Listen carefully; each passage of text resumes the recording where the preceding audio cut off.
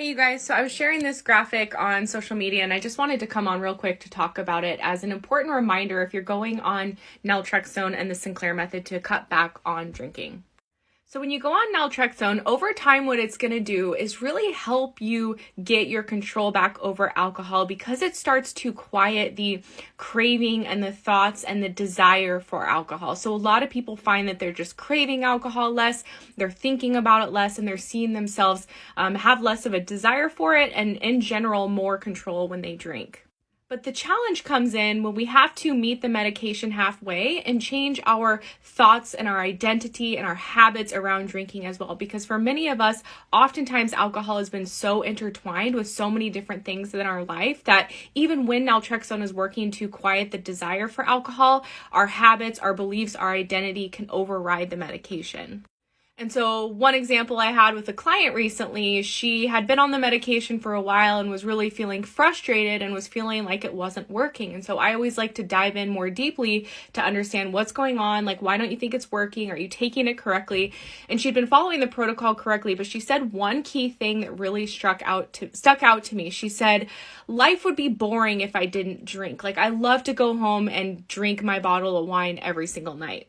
So when I heard her say this, it was like an alarm bell went off because even if you're taking naltrexone correctly and you're following the protocol to a T, if you're walking around with the belief that I need alcohol to have fun and life would be boring without alcohol, or I can't imagine what else I would do in the evenings without alcohol, if you're not even open to that or trying other things, then the medication is only going to take you so far. And that's why we often tell people naltrexone and the Sinclair Method are a really powerful tool, but you have to meet it halfway as well.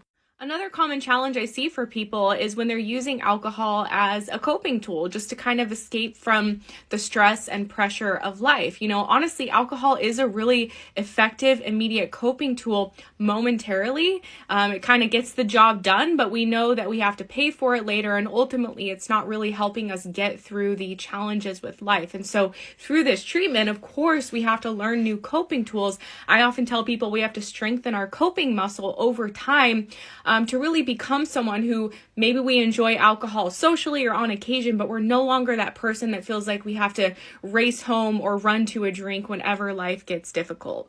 I think regularly getting in the practice of questioning and challenging the beliefs we have around alcohol, like alcohol makes things more fun, or it's my favorite coping tool, or I don't know who I'd be if I didn't have this drinking problem. All of these beliefs are so sneaky and can keep us stuck and prevent us from making progress on the treatment. We actually just did a workshop not long ago in our program talking about this very topic because as a coach the last 5 years and also through my own personal experience with the method, I have just seen how we can have these beliefs and even hold them unconsciously. We're not even aware of them. But when we have these beliefs that are operating under the surface that are really driving our drinking patterns, we can end up fighting the medication and really struggling and not seeing the progress that we are after. Something else I wanted to mention as well is that, of course, when we go on naltrexone and the Sinclair Method, it doesn't require abstinence from alcohol. A lot of people go on this treatment to be able to reduce their drinking and drink moderately.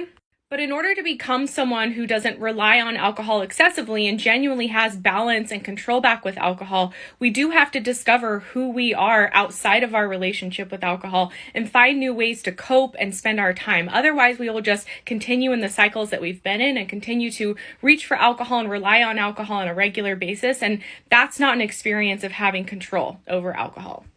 So just wanted to share that with you guys today. I hope that you found it helpful.